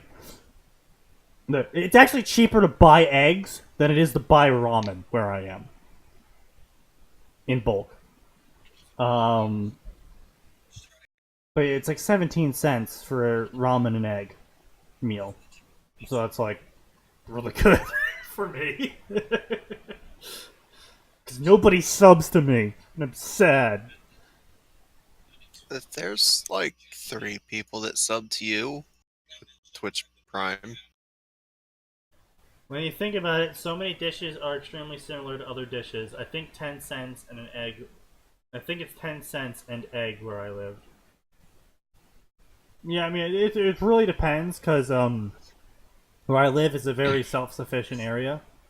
So they have a lot of local produce. Including eggs. Also, a lot of hippies. Yes, that's it. Let's see. Yeah, I can get like 96 eggs for like $7. It's really nice.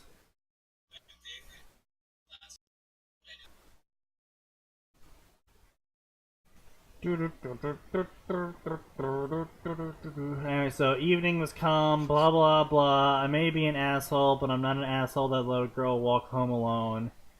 Blah, blah, blah, blah. You need a strong, handsome gentleman to offer you a jacket, Naruto, not me. Oh my god, how are we not done? Don't make yet? it sound gay, Keno-chan. She grinned and pinched his nose. Boop. What was that for? That was for making fun of me. I booped your nose. Blah, blah, blah, blah, blah. I normally torture people. Well, I'm glad you didn't torture me. Blah, blah. I'm cooped up in a sweaty room, fucking a woman named Destiny. Want to join me?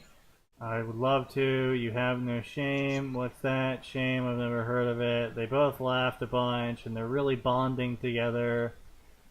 Blah, blah, blah, blah. I live at the shrine. Blah, blah, blah, blah, blah. I'm an orphan. We can relate. Blah, blah. Oh, you want to have an intimate relationship with me? And then Naruto looked at her really, really closely. I would love to be in a relationship with you, but it won't be sexual. A friendship only. Naruto didn't give her a reply. Good night, Akeno-chan. Blah blah. Good night, Uzumaki-san. Oh my god, Uzumaki-san's so hot. Blah blah blah. Blah, boss, we found their hideout. Blah blah. Something happened. Feather friend. Blah blah blah. Commotion when she returned. Did end quickly. Blah blah.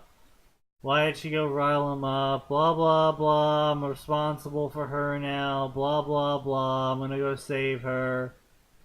Blah, blah, blah. He climbed into bed. And then, when he closed his eyes, he saw the fallen angel's wounded form lying in a pool of blood. Hurt and betrayal, begging for him to save her. Blah, blah, blah, blah. Damn you, Naruto. The blonde kicked his blanket away. Damn you for being a soft-hearted douchebag. Author's note, please support this story. Pairings. No. Pairings. Naruto times Rias. Naruto times Akeno. Naruto times Renere. Naruto times Sikvara. Naruto times Roswis. Naruto with harem. Wow, golly gee. Lol so random. At least it's done. Yeah. And we're close enough that we can pretty much call it off for the day. Is there anything you guys want to bring up? Anything you've watched recently? Anything you've heard recently, seen recently? I watched the My Hero Academia movie. It was quite enjoyable. Oh, is that good? Yeah. I'm not So, gonna say it was it's great, pretty but good. like if you actively want more My Hero Academia, go ahead and watch it. What's the plot of this one? So there's an island where it was actually kind of a nice little bit of world building. All the scientists who make all the cool technology live on a floating island that they are not allowed to leave, so the villains can't find them. Right. It's got security five times yeah. out of Fort Knox, essentially. Right. And so I'm guessing the plot is that the island gets found or something? No. Well, the island's so general location is there's a big known. festival going. It's just difficult to break in. Right. There's a big like science festival going on, and one of All Might's old friends from back when he was doing his exchange in the States invites him. He brings Izuku along, and the entirety of Class 1A is there either for reasons of Work, work. we or work pleasure. here, or my dad owns stock here. Right. In the case of Fire and Ice Boy, my dad was too much of a dickhead to come, so I did. Bakugo because he won the tournament. Right. Yeah. Etc. Right. And then some villains break in. They do Right. some bad stuff. Class 1A stops the villains, etc. Right. There's a shot of Izuku doing a dynamic entry as well. Oh, nice. Yes! So that was great. You also get to see young All Might, which is kind of nice. Young Mike. So, funny little thing is, I'm actually now remembering, because you mentioned that, the whole America Exchange program. I actually saw a fanfiction one time. I guess the author thought it was fanon that All Might went to America. Because he legitimately had All Might, like, just make a comment of, like, I don't know why everyone thinks I went to America. I'm not from America, I'm not American, I'm not Americanized. And, like, just gave his whole, like, lol, I'm totally dunking on Fanon speech. I'm just like... But then why do they think Yeah. that he screams state names as his specials? I don't remember entirely. Like, All I remember from that story is that little, like, lol, I'm totally dunking on Fanon speech when I was like, I'm pretty sure it's not Fanon author. I'm pretty sure it's canon. Like, I would love to know what their thought process is Yeah. when, like, he never went to America, but every super he has is state name Smash, or when he really needs to kill things, United States of Smash. That was great. Yeah. That was amazing. Why would... That no, I'm there trying are to lots figure of out the things you logic should take behind that seriously now. in life. That's weird. That... Like, whenever the government tells you to pay bills Oh. or taxes. Is there anything I've watched recently? Oh! The Konosuba dub was good. What? Why am I being pinged in the degenerate corner? I mean, here's the thing. The Konosuba dub is fine. Konosuba in and of itself is terrible. Konosuba's not terrible if you have a sense of humor. Konosuba is a good show if you haven't played Dota. Yeah. That's the problem, Max. I think it's more like if you have never had to carry your team in a competitive game, you'll probably enjoy it more. Otherwise, you'll relate far too much to Kazuma. It's sort of like being a nerd and watching Big Bang, where you're just like, I hate Big Bang. It is the worst form of show, but everyone who's not nerdy likes Big Bang. Yeah, I've tried watching Big Bang. It's like, when they're not trying to be smart funny, it's actually some of the jokes hit well. Yeah. And then they try and make science jokes like, wow, this hurts. This is physically painful. This is what nerds do for jokes, right? No, most of us make the same exact jokes. It's you people. Maybe we'll reference a game or an anime, but... I mean, like, nerds like, are more likely to reference memes than, like... Like, sure, will I make jokes about Magic the Gathering? Yeah, if I know that the people I'm talking to are likely to get a Magic the Gathering joke. Yeah, I'm not gonna be like, Bazinga to random person, like, what? Like, that's literally social behavior, like... I think my main problem with Big Bang, so we're gonna finish up with this because we got 2 minutes left. So yeah, my main problem with Big Bang, rant about Big Bang incoming, is they mix and portray social interaction disorders with being nerdy.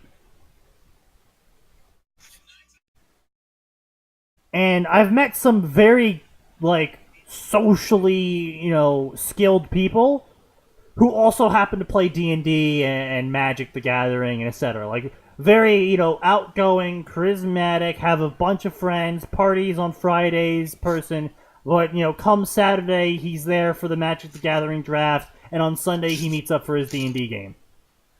Yeah. Yeah, okay. Like... conflating the two. I mean, just as a cheap example, you can look at most voice actors. Yeah. To be honest, the shit that used to be nerd culture is becoming more and more normie these days. Yeah, I mean, that's probably why nerds have moved on to even more esoteric and meme stuff.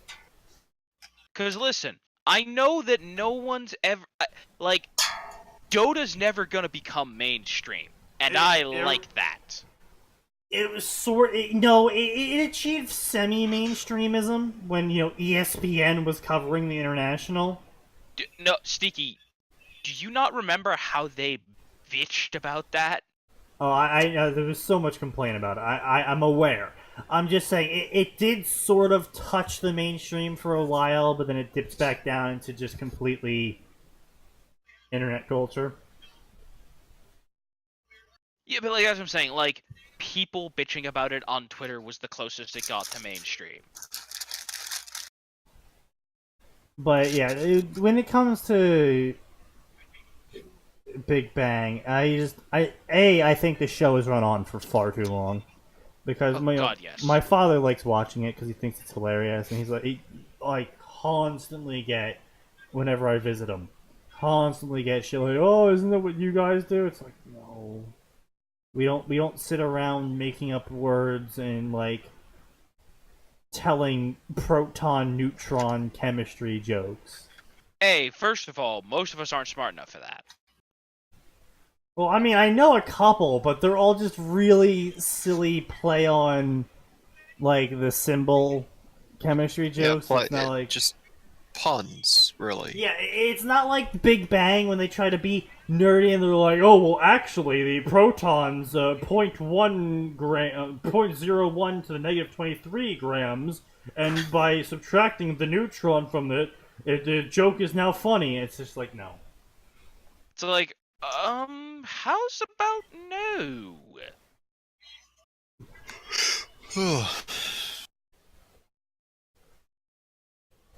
It's like they are baking in the 80s. Yeah, they're banking in on the 80s. Yeah. Basically, they're trying to portray 2010 nerds as 1980s nerds. And by doing and the way they're doing it is by having all of the nerds have social interaction disorders. And it's Well, not just social interaction disorders, but like there are some like Howard who just don't. I would say they threw in Howard as the guy who just doesn't get it. yeah. Like, But, look, yeah. apart from Magic the Gathering tournaments, most of us understand basic social conventions. No, even at Magic the Gathering tournaments. Sneaky, the bathe signs. Okay. The big tournaments. I'm talking about the local ones that I go to. Okay. Fair. Even at those, like, even the nerdiest shit ever, like, the tabletops at the local comic store, the tabletop night, Thursdays or whatever. Even at those, everyone's fairly capable of talking about normal shit. Yeah. Like, and they're fairly welcoming, and they're willing to explain shit, and they're not... Like, yeah, you occasionally get the elitist, but, like, most of the time, it's not like, oh, you just have to know this to be, you know, and you have to be this intelligent to get the joke. Like, that, it doesn't happen. Like, it's not the standard, and it's somewhat frustrating. Big Bang. It's... Because for when it was, like, super popular, because it has dipped in popularity, but back when it was super popular, even at college... I was getting shitty jokes like that. Like, oh, you gonna say Bazinga now? It's like, fucking dude, Really? I'm gonna Who the punch fuck you in made the those throat. jokes at Champlain? Like, the college was all nerds. Art students. There were art students that weren't part of the game major? Yeah. Oh. They got rid of those by the time I came in. Probably. But, yeah. So anyway, everyone, I appreciate y'all sticking around, but I really do insist you tell other people about this, because the more people we have in here, the less fan fiction we can read, and the more I can just sit here talking about stuff and things that are far more interesting about fan fiction. But, until that point, we're going to be here every single Tuesday and Friday from 7 p.m. Eastern Standard Time to 9 p.m. Eastern Standard Time. Because there is always more, and it will always get worse.